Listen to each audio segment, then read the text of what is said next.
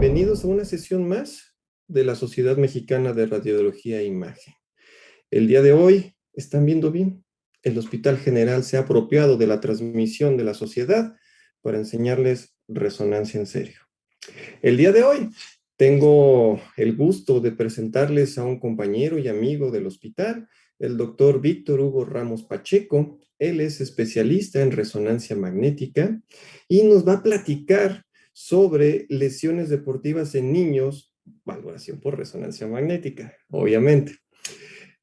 No se les olvide dejar sus comentarios abajo del video para que el doctor Ramos los pueda leer. Si son buenos, los vamos a pasar a la gente del hospital. Si son malos, se los vamos a dejar nada más al doctor Ramos.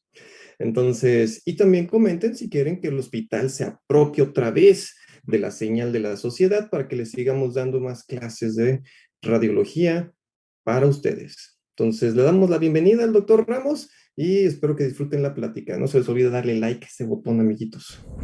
Hola, buenas noches. Yo soy el doctor Víctor Hugo Ramos Pacheco, médico radiólogo, jefe del Servicio de Resonancia Magnética del Hospital General de México, doctor Eduardo Lisiaga, y médico radiólogo del área de resonancia magnética del Centro Integral de Interpretación para el Diagnóstico del Laboratorio Médico Polanco. Antes que nada, quiero agradecer a la Sociedad Mexicana de Radiología e Imagen y a su presidenta, la doctora Nora Rodríguez Pedraza, por la invitación para participar en esta sesión académica. Este día les hablaré de las lesiones deportivas y su valoración por resonancia magnética en los niños. Los objetivos de la charla son comprender las diferencias del sistema músculo-esquelético pediátrico, conocer las diferencias del mecanismo de trauma agudo y microtrauma repetitivo para establecer un diagnóstico preciso, así como reconocer las lesiones más frecuentes en el niño deportista. Muy bien. A manera de introducción, tenemos que conocer que la participación de niños y adolescentes en competencias deportivas se ha incrementado. Los atletas jóvenes se entrenan cada vez más profesionalmente y, como resultado, las lesiones deportivas en la población pediátrica han ido en aumento. La presencia de fisis y apófisis cartilaginosas necesarias para el crecimiento esquelético generan desequilibrio entre las fuerzas de los músculos, tendones y ligamentos, lo que condiciona que los huesos de los niños sean más propensos a sufrir lesiones agudas y crónicas que en los adultos. Por tanto, los radiólogos debemos conocer la anatomía radiológica, así como las particularidades del sistema musculoesquelético según la edad, para poder diferenciar con precisión una variante anatómica de la normalidad de una lesión verdadera. En cuanto al crecimiento óseo, tenemos que conocer que la formación de huesos se produce mediante dos formas, una osificación intramembranosa y una endocondral. Los huesos planos se desarrollan por crecimiento intramembranoso con formación de hueso que se produce directamente a partir del mesénquima. Los huesos largos, en cambio, tienen crecimiento endocondral a partir de un molde cartilaginoso que se produce en la edad fetal. El centro primario comienza su osificación a partir del segundo mes de gestación. Comienza a nivel de la diáfisis en la porción central y también va a presentar un collar óseo en la periferia. Va a estar rodeado por este molde cartilaginoso hialino que se va a extender hacia la porción de la epífisis y fisis. Posteriormente, este cartílago pues va a ir calcificándose por movimiento de los osteoblastos hacia la porción central de este cartílago, lo que va a dar a formación de los centros de osificación secundarios o núcleos de osificación. Este proceso va a persistir durante la niñez y se va a completar hacia la adolescencia. En este caso, lo que vamos a observar es la calcificación completa del centro de osificación. Posteriormente, la fisis va a ir cerrándose y calcificándose hasta desaparecer y finalmente únicamente va a persistir el cartílago en la porción articular de los huesos. En este punto también tenemos que saber que las arterias se van a nutrir la parte epifisiaria y la parte diafisiaria. También hay que saber que el hueso en la diáfisis va a tener un crecimiento transversal.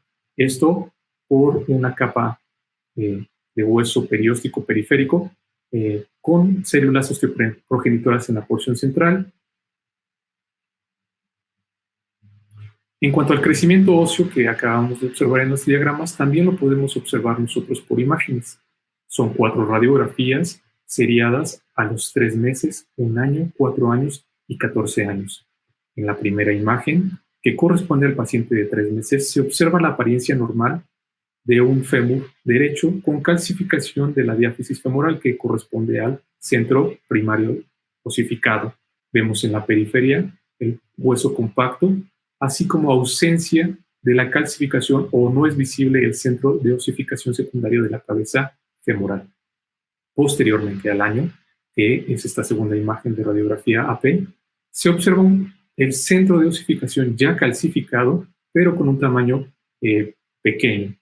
Vemos como la diáfisis femoral ya persiste toda la calcificación y también observamos el centro de osificación secundario distal. La tercera imagen corresponde a un paciente de 4 años con una radiografía AP.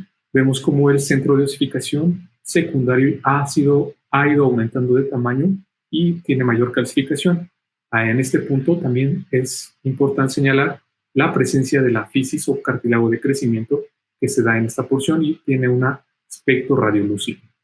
Finalmente, la última imagen corresponde a un paciente de 14 años en el cual se ha completado la calcificación u osificación del centro accesorio y observamos esta línea radio-opaca que corresponde al cierre de la fisis o cartílago del crecimiento. Por resonancia magnética también podemos observar estos cambios. En estas 3 imágenes de densidad de protones con saturación grasa presentamos un paciente de 1 año y medio, 3 años y 14 años. Esta primera imagen corresponde al paciente de 1 año y medio en la que se identifica el cartílago de crecimiento de aspecto trilaminar con 2 zonas hiperintensas periféricas y una zona hipointensa en la porción central. Vemos que tiene un grosor significativo y en esta parte observamos el centro de osificación secundario del fémur distal de comportamiento hipointenso por la misma calcificación.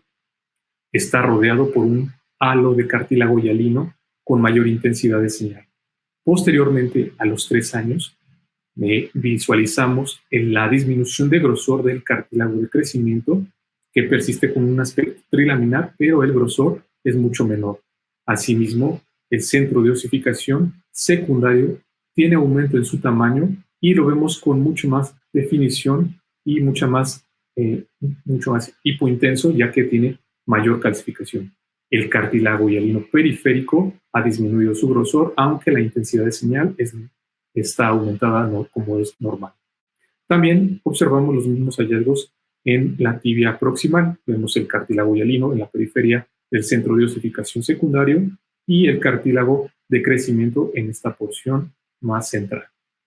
Finalmente, a los 14 años, en este paciente observamos cómo la fisis o cartílago de crecimiento se está cerrando, aunque de forma incompleta, persistiendo algunas zonas hiperintensas, como en esta parte, que corresponde a una zona no cerrada completamente. El centro de osificación ya se ha completado su calcificación y lo que va a quedar únicamente es el cartílago en las porciones articulares.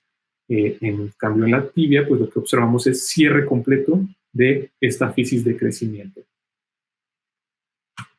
Ahora, para entender el tipo de trauma, pues tenemos que conocer que se divide de 2 formas, el trauma agudo y el trauma crónico.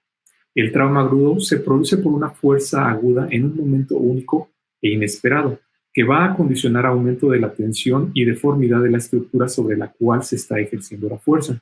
En esta imagen vemos cómo existen 2 fuerzas contrarias. Este pequeño que está realizando, estos pequeños que están realizando ejercicio de fútbol americano, va a ejercer una fuerza sobre la espalda y este otro pequeño va a ejercer una fuerza sobre la rodilla en sentido contrario. Estas fuerzas agudas pueden causar lesiones traumáticas. En cambio, las lesiones crónicas, que también se denominan con el término lesión por uso excesivo, son lesiones causadas por un microtraumatismo repetitivo. El término de uso excesivo se utiliza porque la aparición de este tipo de lesiones suele ser precipitada por un periodo de carga tisular inapropiada, ya sea porque la magnitud o el volumen de la carga o fuerza es excesiva, o bien porque el tiempo de recuperación de las lesiones de microtrauma es insuficiente entre cada episodio. En esta imagen vemos cómo este pequeño que practica béisbol tiene movimientos repetitivos al lanzar la pelota. Estos movimientos repetitivos a la larga pueden generar microtraumas que van a generar una lesión. El hueso y el cartílago se comportan de manera intermedia, ya que son capaces de tolerar un estrés moderado. Al mismo tiempo, pues van a tener una capacidad para adaptarse de forma moderada a las lesiones o a las fuerzas antes de fallar y presentar una lesión. Sin embargo, las propiedades mecánicas del hueso también va a variar de acuerdo a la edad, ya que el hueso del niño es mucho más flexible y puede moldearse mucho más que el del adulto. Sin embargo, la placa epifisiaria cartilaginosa del hueso inmaduro es particularmente vulnerable a las lesiones. Ahora, las lesiones de estrés agudas se pueden dividir en dos formas: lesiones de alta y baja intensidad. Ambas lesiones van a condicionar edema óseo. Sin embargo, las lesiones de alta intensidad, por el impacto tan fuerte que pueden tener, van a causar una avulsión ósea, lo que se puede traducir como una fractura. Las lesiones de baja intensidad van a avulsionar el periósteo con unas lesiones de la manga perióstica. En cambio, las lesiones crónicas se van a dividir en formas activa e inactiva. Las formas activas van a presentar edema óseo, las formas inactivas no lo van a presentar, aunque ambas pueden presentar fragmentación de las apófisis. La forma clásica de una lesión crónica activa es la enfermedad de Osgood-Schlatter. En cambio, cuando tenemos una lesión inactiva crónica, la podemos denominar como una apofisitis inactiva. Hay que reconocer que las fracturas, las avulsiones de la manga perióstica y las enfermedades activas por microtrauma repetitivo pueden condicionar o generan dolor en los pacientes. En cambio, las lesiones inactivas pues no lo van a generar. Pueden pasar con sintomatología inadvertida. En cuanto a la evaluación de las lesiones deportivas en los niños por imagen, usualmente las radiografías van a ser el método de elección y de primera mano, ya que son muy baratas y muy accesibles. Sin embargo, estos estudios no son sensibles en el periodo inicial de estrés crónico, ya que van a mostrar anomalías entre 2 a 8 semanas después del inicio de los síntomas. En cambio, la resonancia magnética suele ser un examen muy sensible a los primeros cambios óseos de edema o fracturas tanto en lesiones agudas como en lesiones crónicas. La tomografía computada únicamente está reservada para definir los detalles anatómicos de lesiones óseas mucho más complejas. Como sabemos, pues la gran cantidad de radiación que pueden contener limita su utilidad o su uso. En cuanto a la resonancia magnética, hay que conocer que pues, se deben de usar bobinas de superficie o bobinas de extremidades dedicadas como son el hombro, el codo, la muñeca, el tobillo o la rodilla, para obtener imágenes de mejor calidad. Las imágenes que son potenciadas en secuencias T1 nos van a dar mejor detalle anatómico de las estructuras óseas. En cambio, las secuencias susceptibles a líquido, como son la densidad de protones con saturación grasa y el STIR, son mejores para la detección de la patología tanto aguda como traumática. Muy bien. Entonces, vamos a comenzar con las lesiones por estrés agudo. Y bueno, las fracturas epifisiarias son la forma clásica de fracturas agudas en los niños, ya que pues, van a ser de gran importancia en el contexto de las lesiones traumáticas, correspondiendo aproximadamente al 18% de todas las lesiones que ocurren en los niños. Estas fracturas pueden afectar directamente o se van a extender a la placa de crecimiento, que es un sitio de 2 a 5 veces más débil que las estructuras óseas circundantes. Y pues estas lesiones ocurren mucho más frecuentemente en las extremidades superiores. Normalmente las radiografías suelen ser suficientes para diagnosticar este tipo de fracturas. Sin embargo, en algunos casos es necesario realizar una tomografía o una resonancia magnética para obtener un mejor detalle anatómico y para poder establecer un tratamiento definitivo con mucho mejor calidad. Las fracturas epifisiarias se van a dividir en 5 tipos de acuerdo a la clasificación de Salter-Harris. Entonces, tenemos la epífisis o el cartílago de crecimiento, la epífisis y la metáfisis. Aquí está la diáfisis. Y bueno, las lesiones tipo 1 van a corresponder a fracturas epifisiarias completas, es decir, van a afectar completamente el cartílago de crecimiento. Y estas fracturas pueden no tener un desplazamiento. la fractura Salter-Harris tipo 2, es una fractura epifisiaria que va a afectar la metáfisis, se va a extender hacia la parte superior del hueso. En cambio, la fractura Salter-Harris tipo 3 va a afectar el cartílago de crecimiento, pero se va a extender hacia la epífisis, hacia la parte distal del hueso. Las lesiones de alto impacto pueden condicionar fracturas Salter-Harris tipo 4, como en este caso, que son fracturas epifisiarias que se van a extender tanto en la metáfisis como en la epífisis. Y finalmente, la clasificación TIP 5 nos habla de fracturas que van a comprimir la placa de crecimiento o fisis. Entonces van a comprimir completamente y pues lesionan, son secundarias a lesiones de alto impacto. Vamos a comenzar con la evaluación de algunos casos de lesiones agudas en pacientes pediátricos que practican deporte. El primer caso corresponde a un masculino de 13 años de edad. Es un jugador de fútbol americano que comenzó con dolor en la cadera izquierda. Estas dos imágenes representan secuencias merge, plano coronal, y esta es una secuencia T1 en plano sagital. En esta imagen lo que observamos es aumento de la amplitud de la epífisis o de la fisis. Vemos cómo tiene unos bordes irregulares y tiene un comportamiento hiperintenso. Si comparamos con el lado contralateral, pues el cual no se logra observar de tan amplio este espacio fisiario. También observamos cómo existe aumento en la cantidad de líquido articular de la articulación coxofemoral izquierda. Ahora bien, en la secuencia T1 vemos esta irregularidad del borde fisiario tanto en la parte de la metáfisis como en la epífisis, y vemos cómo existe una simetría en la amplitud. Vemos como la parte posterior del cartílago de crecimiento es mucho más amplio, así como existe un desplazamiento posterior de la epífisis. Vemos cómo existe una asimetría y es un poco más prominente de este lado. Esta lesión corresponde a una lesión Salter-Harris tipo 1 o también denominada epifisiolisis. Veamos otro caso. Este es un masculino de 14 años de edad que sufrió un trauma al jugar fútbol soccer. Tenemos una radiografía lateral de la rodilla y una radiografía AP comparativa.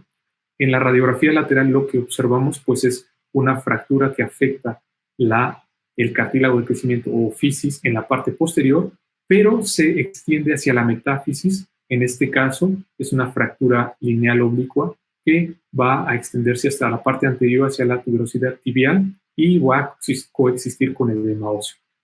Pues como vemos, la simetría en la amplitud por ensanchamiento del cartílago de crecimiento o de la fisis en la parte posterior. Que en la radiografía AP comparativa pues es mucho más evidente. Vemos cómo existe ensanchamiento de la parte fisiaria de la rodilla, en este caso en la tibia, comparado con el lado contralateral, así como la irregularidad de sus bordes. En este caso, esta lesión corresponde a una fractura Salter-Harris tipo 2 o que se extiende a la metáfisis. Veamos otro caso, el caso número 3. Es un masculino de 13 años que sufrió una caída al jugar baloncesto. En este caso, por lo complejo de la lesión, se decidió realizar una tomografía computada. Observamos reconstrucciones en un corte sagital y en un corte coronal, así como reconstrucciones tridimensionales. Y bueno, lo que observamos aquí es una fractura fisiaria o de la placa de crecimiento en la parte anterior de la tibia, del malleolo tibial en la superficie medial. Sin embargo, vemos cómo existe un fragmento de la epífisis que se está desplazando y evolucionando en sentido anterior y en sentido medial. Estos cambios están acompañados con un edema de los tejidos blandos maleolares mediales. Vemos todo ese cambio inflamatorio. La reconstrucción tridimensional pues nos ayuda a denotar este detalle mucho mayor de la avulsión de este pequeño fragmento en sentido anteromedial. En este caso, la lesión corresponde a una fractura Salter-Harris tipo 3 o por la localización también se denomina fractura de Tillaux. Ahora bien, las fracturas por avulsión se producen por traumatismos secundarios que son provocados por un esfuerzo muscular repentino y desproporcionado, con un movimiento de aceleración y desaceleración, como lo causan normalmente los saltos.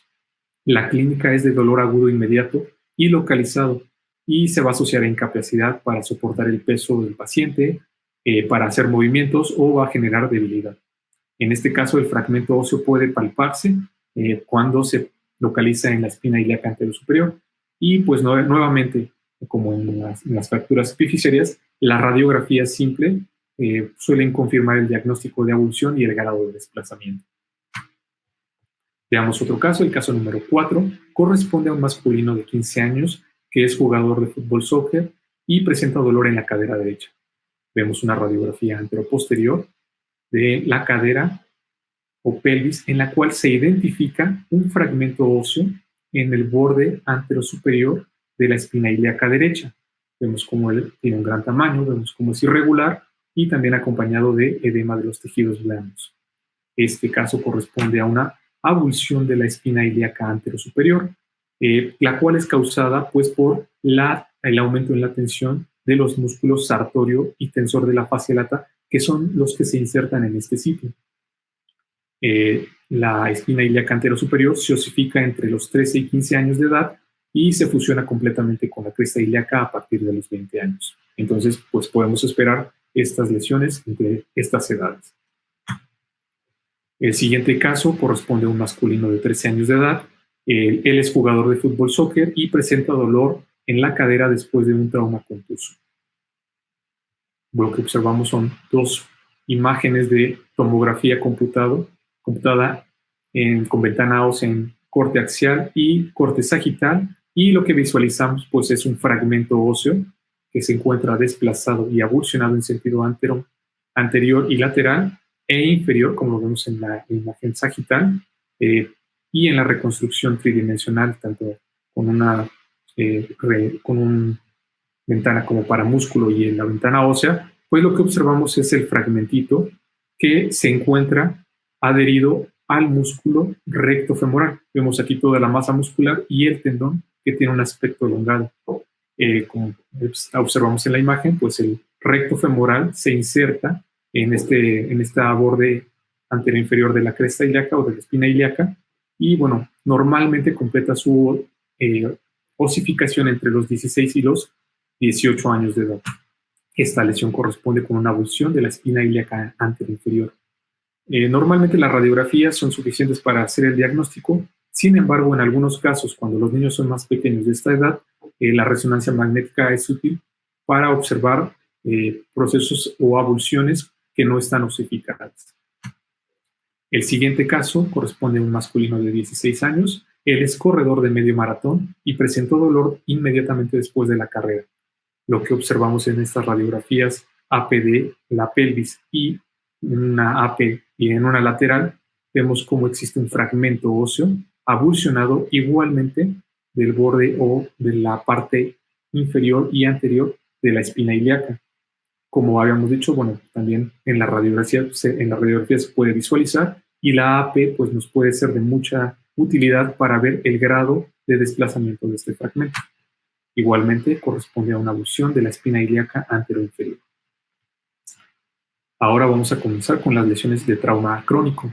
Las lesiones de trauma crónico, o también denominadas por uso excesivo, son causadas por microtraumatismos repetitivos que exceden la capacidad de curación de los tejidos. Estas lesiones suelen tener un inicio insidioso, una clínica pues vaga, y van a depender de la intensidad y duración de la actividad física que presente el paciente. El cartílago de crecimiento, el cartílago articular y las inserciones apofisiarias son los sitios que normalmente se van a ver afectados en los niños. Vamos a ver el caso 7. Es un masculino de 16 años de edad que juega béisbol y presenta dolor al lanzar la pelota. Tenemos 3 imágenes de resonancia magnética, densidades de protones con saturación grasa en un plano coronal y en un plano sagital, así como una secuencia T1 en plano axial, en la que se identifica en el plano coronal, vemos la línea epifisiaria de la cabeza humeral, aquí denominada en esta parte, y lo que llama la atención es esta zona de edema óseo marcado en la zona de la epífisis adyacente a la placa de crecimiento, y bueno, en el plano sagital observamos nuevamente esta alta intensidad de señal de la médula ósea por edema, que también se visualiza en la parte de la metáfisis. y bueno, también se identifica cierto grado de asimetría en la amplitud. Vemos como aquí está cerrada, pero en esta parte posterior existe cierto ensanchamiento de la fisis o cartílago de crecimiento por lesión crónica. En el plano axial, el corte es a este nivel y lo que observamos pues es esta irregularidad de la fisis con un comportamiento hipointenso.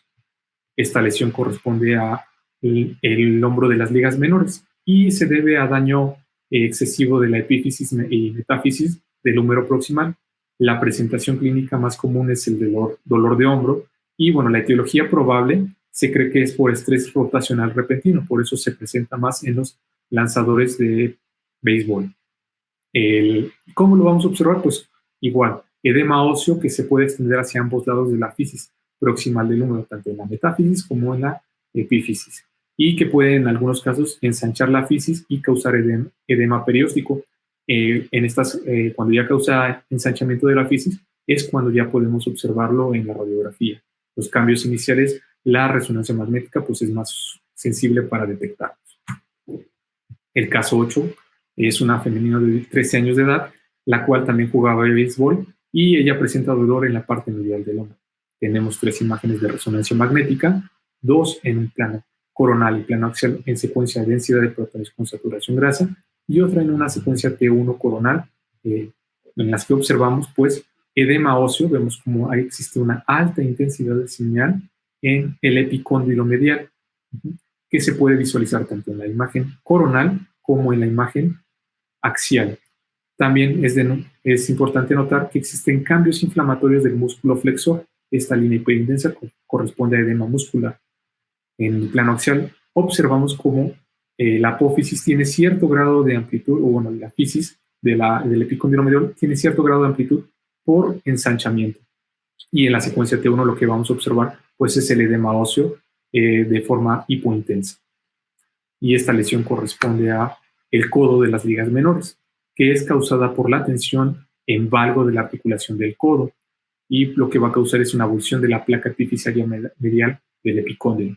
Las radiografías pueden ser normales o, en casos ya más crónicos, mostrar ensanchamiento de la epífisis, y pues la resonancia magnética va a demostrar edema de la médula ósea dentro del epicóndilo medial, y como en este caso, pues también edema de los músculos flexor común o de los tejidos blandos paratendinosos.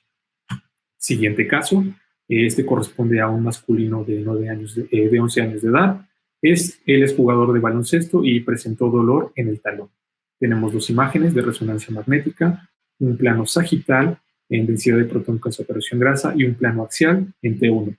En este caso, lo que observamos es edema óseo que se extiende de la parte superior hacia la parte inferior del calcáneo, y vemos como la apófisis del calcáneo también presenta aumento de la intensidad de señal.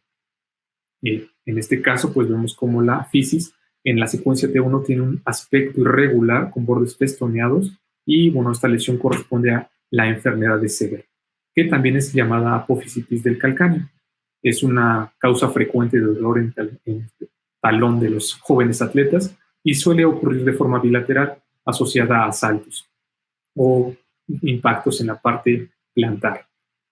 Esto consiste como un proceso inflamatorio de la placa de crecimiento del hueso calcáneo que pues normalmente en las radiografías no va a ser visible, y pues en la resonancia magnética se va a presentar como edema óseo de la apófisis o del proceso calcáneo. El siguiente caso corresponde a una femenina de 16 años de edad. Ella era jugadora de voleibol que presentó dolor en la parte anterior de la rodilla. Tenemos 2 imágenes en resonancia magnética, planos sagitales de densidad de protones con saturación grasa y en un T1. En este caso lo que observamos es edema óseo.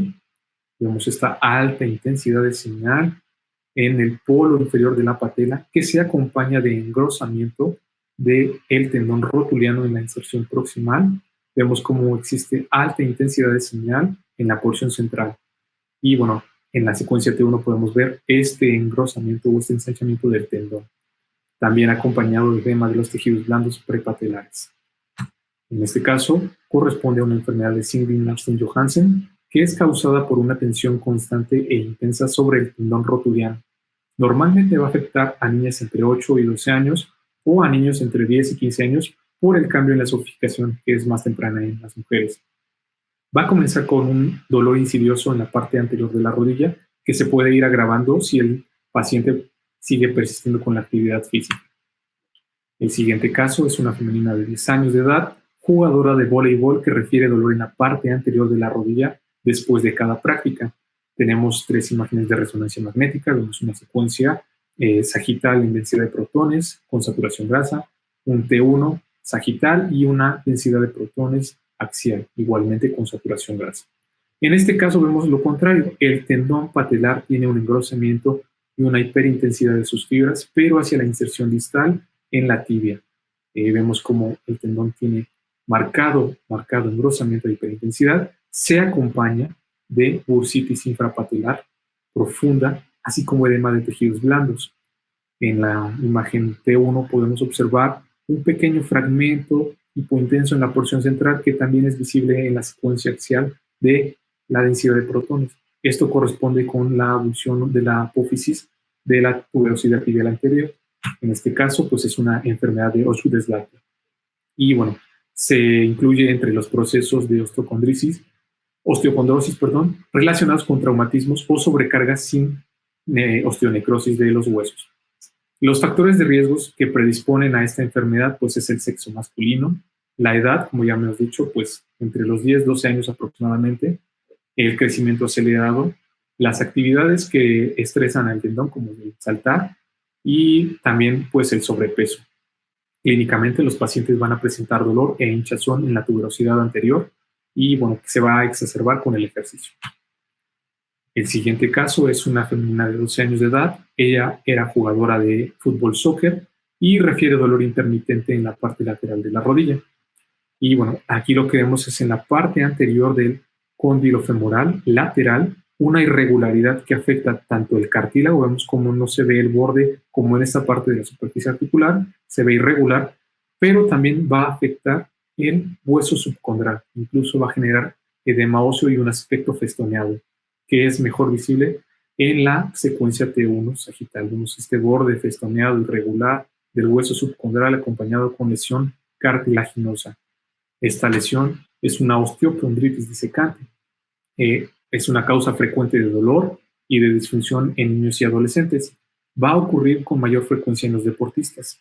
La etiología es incierta, pero pues, se puede asociar a lesiones de microtrauma repetitivo de la epífisis secundaria, como puede ser cambios por isquemia. Factores genéticos también están descritos y en algunos casos pues, fallo en el proceso de osificación endocondral. El diagnóstico se realiza con radiografías porque pues, podemos ver la lesión tanto, bueno, el cartílago no se va a visualizar, pero podemos ver el fragmento del hueso subcondral en la radiografía. Sin embargo, pues como en este caso la resonancia magnética es el mejor método de imagen para evaluar la integridad y el grado de daño articular del cartílago. El siguiente caso corresponde a un masculino de 16 años de edad. Él es jugador de baloncesto y presenta dolor del tobillo. En este caso tenemos 3 imágenes de resonancia magnética, vemos 2 en plano coronal y en un plano sagital con densidad de protones y saturación grasa y un plano sagital en T1. Lo llamativo de estas imágenes pues es el edema óseo que se presenta muy extenso en el calcáneo. Vemos esta alta intensidad de señal en estas secuencias, tanto en el coronal como en el sagital vemos este edema óseo, pero pues observamos este pequeño fragmento que se encuentra solitario en el borde medial del domo astragalino. En este caso incluso podemos ver un poco de líquido que se interpone entre el fragmento óseo y el resto del domo calcáneo. En la secuencia T1 pues vamos a ver el defecto osteocondral que parece una semiluna de forma irregular y comportamiento hipotenso. Igualmente, esto corresponde con una osteocondritis disecante, en este caso del astrágalo. Bueno, ahora vamos a ver otras lesiones que si bien también son asociadas a jóvenes, no van a ser exclusivas como las que acabamos de observar o de visualizar. Estas también se pueden presentar en los adultos, pero pues los pacientes que practican algún deporte no son susceptibles a padecerlas también. El caso 14 corresponde a un masculino de 16 años de edad. Él es jugador profesional de fútbol y presenta dolor en la ingle izquierda de forma intermitente. Bueno, tenemos 2 imágenes de resonancia magnética, un plano axial y un plano coronal en densidad de protones con saturación grasa, en la cual observamos pues una edema óseo de la sínfisis del pubis asimétrico. Vemos cómo está más cargada hacia el lado izquierdo, puede ser alta intensidad de señal, que es visible tanto en el plano axial como en el plano sagital. En este caso, también se acompaña de líquido entre la articulación sinficiaria, que es esta línea hiperintensa, y también está acompañado con un pequeño edema muscular muy focal en la inserción del músculo aductor mayor. Este caso corresponde a una osteitis pubis. Y la osteitis pubis es una patología común en los deportistas de alto rendimiento, tanto pues, en niños como en adultos, y consiste en un proceso inflamatorio aséptico del hueso de la sínfisis del pubis. Puede afectar a los tejidos blandos, los tendones y los músculos adyacentes a la sínfisis. La probable etiología se debe a trauma de estrés repetitivo que afecta la estabilidad de la articulación sinfisaria. Pues la resonancia magnética va a ser el mejor método de imagen, ya que va a demostrar este edema óseo de la sínfisis púbica, que puede ser, como en este caso, asimétrica o puede ser bilateral. También van a existir edema de tejidos blandos o de los músculos adyacentes. El siguiente caso es una femenina de 17 años de edad. Ella es ciclista y sufrió una caída durante la competencia. Presentó dolor severo y deformidad al momento de la caída. Aquí lo que observamos pues es dos imágenes de resonancia magnética, un plano axial, un plano sagital en densidad de prótesis.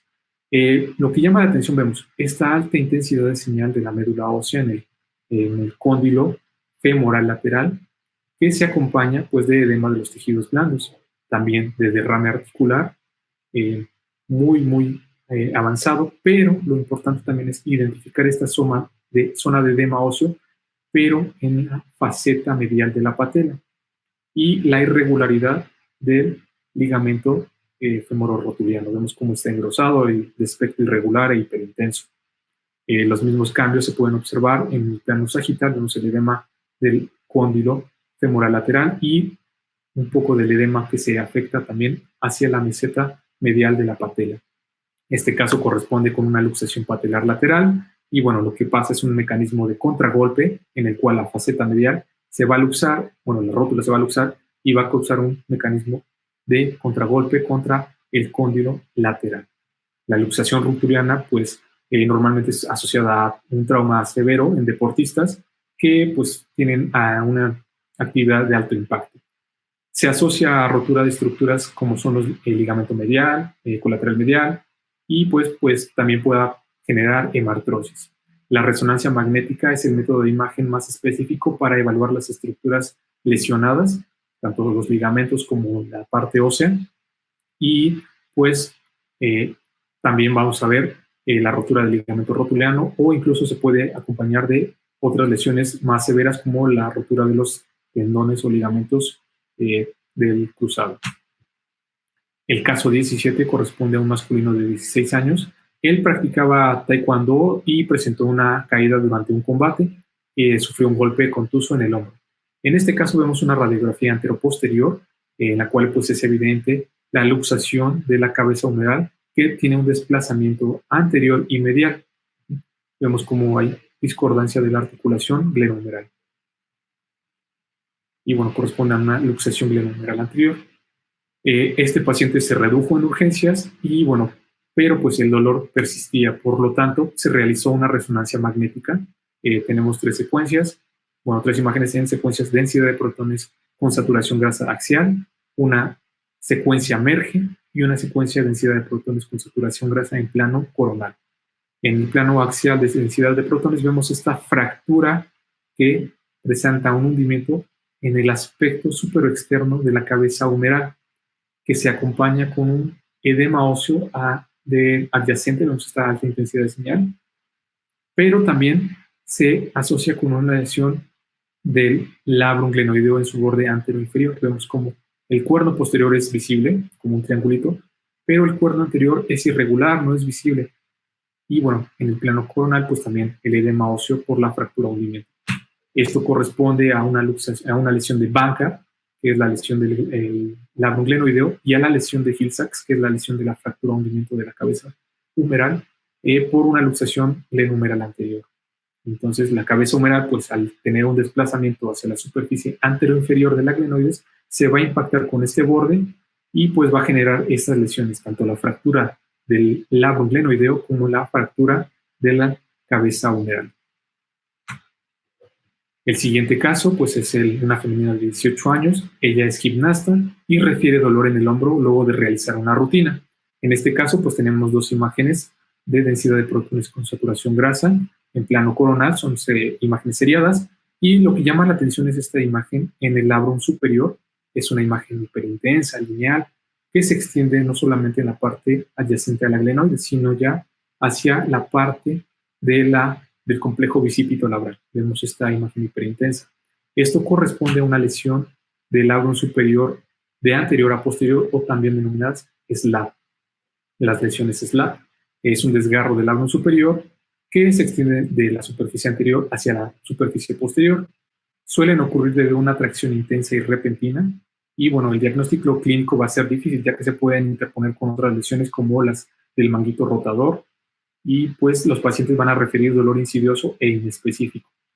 La resonancia magnética y la artroresonancia son los métodos de imagen que tienen mayor sensibilidad y especificidad para valorar las lesiones del rodete glenoideo. Tenemos el siguiente caso, es un masculino de 16 años, él es jugador de fútbol soccer que sufrió un traumatismo contuso con desplazamiento de la rodilla al jugar fútbol. En este caso vemos tres imágenes de resonancia magnética, plano axial y plano sagital en T2 y un plano coronal en T1, en las cuales pues observamos ausencia de las fibras de la inserción proximal o del fémur del ligamento cruzado anterior. Vemos cómo existe un vacío, no se ven las fibras, y en el plano sagital vemos cómo existe una irregularidad, no se llega a observar el trayecto del ligamento cruzado anterior. Al igual que en el plano coronal, pues se encuentra vacío en la parte articular por una rotura completa del ligamento cruzado anterior, que además estaba acompañada de una fractura longitudinal de trayecto vertical que estaba en el cuerpo del menisco medial. Las lesiones del ligamento cruzado anterior van a ocurrir con más frecuencia en adolescentes que en los niños. Y pues esto es por un mecanismo de una carga excesiva en la rodilla, en valgo, y con flexión y rotación externa de la tibia o rotación interna del fémur. Los hallazgos de resonancia magnética, que es el método de imagen más sensible para valorar las roturas de los ligamentos cruzados, pues va a ser la discontinuidad o la ausencia de las fibras, la pérdida del ángulo por la pérdida de las fibras, así como una hiperintensidad anormal. Además puede haber traslación tibial anterior como un dato de inestabilidad. Recordemos que el ligamento cruzado pues, nos va a dar la estabilidad de la articulación femorotibial. Existen también además contusiones de la médula ósea en los cóndilos femorales laterales y en las mesetas tibiales por igualmente un mecanismo de contragolpe. Finalmente, el caso 20 corresponde a una femenina de 16 años de edad. Ella es bailarina de ballet y refiere dolor crónico en la región lumbar. En este caso tenemos dos secuencias de resonancia magnética, una T2 y una secuencia STIR, así como una radiografía lateral de la columna lumbar. Lo que observamos aquí pues es el desplazamiento anterior del cuerpo vertebral de L5, vemos cómo existe un escalonamiento respecto al cuerpo de S1. En este caso pues no es mayor del 25%, pero además vemos como en una imagen parasagital existe fractura de la parsa articular de L5, que es mucho mejor visible en la radiografía. Vemos aquí la fractura de la parsa articulares, además del grado de desplazamiento mayor que en la resonancia magnética, porque en esta paciente pues, la radiografía se encuentra en bipedestación y pues en la resonancia se encuentra acostada. Vemos, esto corresponde con una espondilolistesis, con una espondilolisis, en este caso de L5. Y pues la lumbalgia es un síntoma común en los deportistas jóvenes. Normalmente pues, va a afectar más a gimnastas, luchadores o bailarines, debido a que ellos van a ejercer una carga axial excesiva en flexión y extensión. Y pues la espondilolisis es la fractura de la parsa articularis del cuerpo vertebral, que pues va a generar también el desplazamiento o el deslizamiento de una vértebra sobre la otra. Y bueno, a forma de conclusión, los radiólogos debemos conocer adecuadamente las etapas de maduración del esqueleto, así como los centros de osificación en los niños. Así como también debemos reconocer las lesiones relacionadas en los jóvenes deportistas. Algunas lesiones van a ser exclusivas de la infancia, como vimos algunos casos, la osteocondritis, la apofisitis y las fracturas epifisiarias. y el hecho de no reconocer las lesiones agudas o crónicas que son más comunes en los atletas jóvenes, pues va a retrasar el tratamiento y puede provocar cambios degenerativos tempranos en estos pacientes o incluso llegar a deformidad o incapacidad. Y bueno, eso es todo por mi parte. Quiero agradecer nuevamente a la Sociedad Mexicana de Radiología e Imagen por su invitación, por la invitación para participar en esta sesión, y a la doctora Nora. Y pues muchas gracias por su atención. Dejo mi correo en esta parte por si tienen algún comentario o alguna duda. Con gusto puedo ayudarles a esclarecerla. Gracias.